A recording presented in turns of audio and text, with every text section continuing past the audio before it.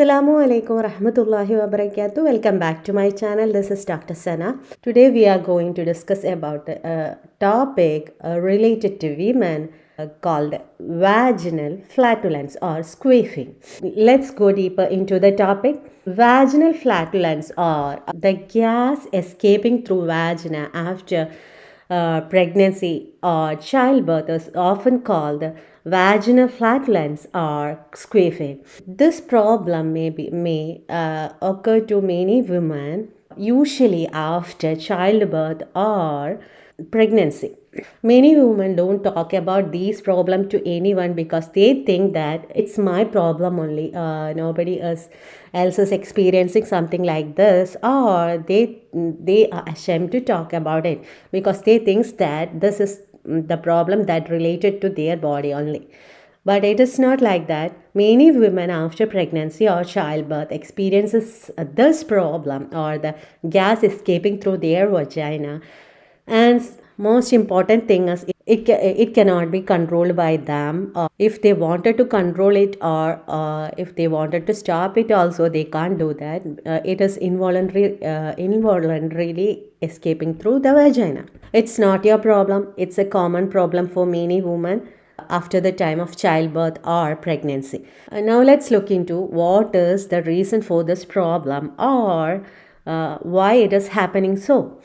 And how can we treat it, or is it treatable or not? Let's go deeper into the topic. The vaginal flatulence or squeezing or gas escaping through vagina commonly occurs to the women after childbirth or pregnancy. It is caused by air becoming trapped in vagina and then being released. So to note that it is not coming from inside of the body, it is the external air trapped inside your vagina. Common reasons after pregnancy or labor that causes this problem are weakened pelvic floor muscles after childbirth, stretching of vaginal tissue during vaginal delivery, changes in pelvic support structures, certain activities such as exercise, yoga, changing positions, or sexual intercourse, etc., can cause these problems. In many women, this problem or this improves gradually as pelvic floor recovers. Now let's look into what can help to reduce this problem. Number one is pelvic floor exercises, that is Kegels exercises to strengthen the muscles supporting the vagina and pelvic organs. Number two is working with a pelvic floor physical therapist. Number three is maintaining healthy weight and avoiding chronic constipation or heavy straining, because these weakens the muscles over there. So you should maintain your weight properly. Okay, now let's look into some misconceptions about vaginal flatulence or queefing. First misconception is it means a woman has excessive intestinal gas. It's not like that. The truth is, the vaginal flatulence is usually just trapped air being released from a vagina.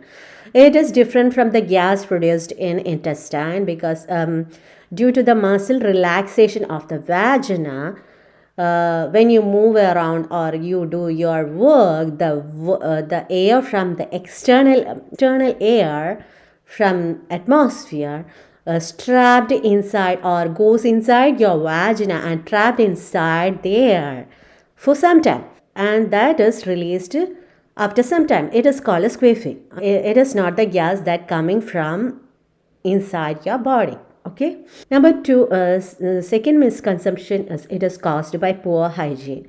No, the queefing is not related to cleanliness or personal hygiene. Number three is only sexually active women experiences this. You should note that air can enter vagina during exercise, yoga, stretching, pelvic examination, or normal daily activities. Sexual activities is not only the one possible cause.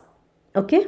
Number four, fourth misconception is it means vagina is loose. Vaginal flatulence can occur in women of any age and vaginal tone. After childbirth, pelvic floor changes may contribute, but queefing alone does not indicate a permanently loose vagina. Okay.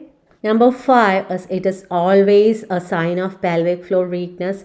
Pelvic floor weakness can contribute, especially after pregnancy or childbirth.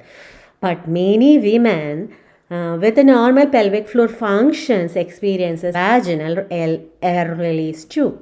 So it is not only the cause. Okay. Number sixth misconception is it is dangerous. In most cases, vaginal flatulence is harmless and requires no treatment at all. Number seventh misconception is it means there is an infection. Vaginal flatulence by itself is not a sign of infection. However, it is accompanied by foul smelling discharge, pain, fever, or irritation. Then the medical evaluation is needed. Okay. Eighth misconception is it is always indicates a fistula. The truth is most cases are benign or there won't be any fistula. A fistula is uncommon and usually causes additional symptoms such as leakage of stool or urine through vagina, recurrent infections, or persistent foul odor. If these symptoms are present, then you should seek a medical evaluation. Okay. Number 9, there is nothing that can be done about it. The truth is, if bothersome, pelvic floor exercises and pelvic floor physical therapy may help some women, particularly after childbirth. Number 10th misconception is, it only happens after childbirth.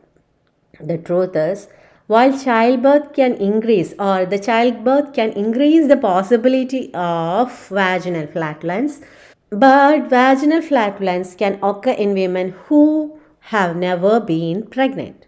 So the key points you should note that vaginal flatulence is usually a normal physical phenomenon caused by air entering and leaving the vagina. It is not a reflection of women's hygiene, sexual history, or worth. Persistent symptoms accompanied by leakage of urine, stool, pain, or foul smelling discharge should be evaluated by healthcare professional. Now let's look into the point when you should seek a medical evaluation or when you should see a doctor.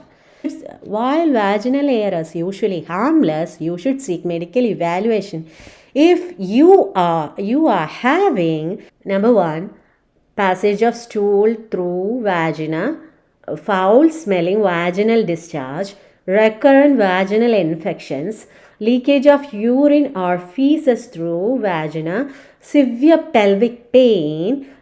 If the symptoms that start after a difficult delivery, severe tear during the delivery, or pelvic surgery. Okay, these symptoms can rarely indicate rectovaginal fistula.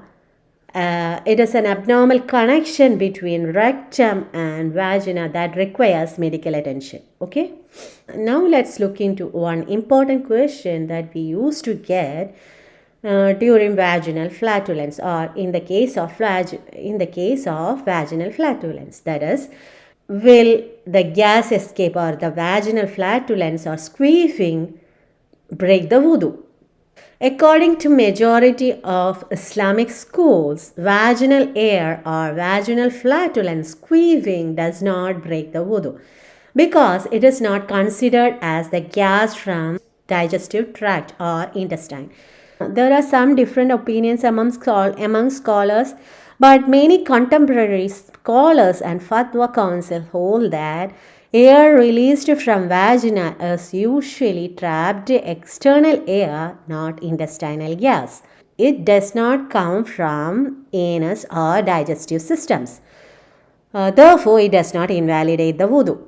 However, there is a point. However, if a woman has medical conditions such as such as fistula that allows intestinal gas to pass through vagina, that is the condition we described earlier, rectovaginal fistula. In this condition, the ruling may differ because the gas originates from intestine. So the issue of vaginal air or queefing and wudu has been discussed by many scholars of the four Sunni madhabs, and there is some disagreement. But still, the majority opinion of the scholars is that it does not break the wudu. Okay. Many contemporary scholars, after considering medical knowledge, include that vaginal flatulence is simply trapped air inside the vagina from external. Vaginal flatulence is simply trapped air. It is not najis or impure. It does not come from digestive system. Therefore, it does not break the wudu. So that's the end of today's topic. We are wrapping up today's topic over here. We'll come back with another topic in the next video. Thanks for watching. Assalamu alaikum wa rahmatullahi wa barakatuh.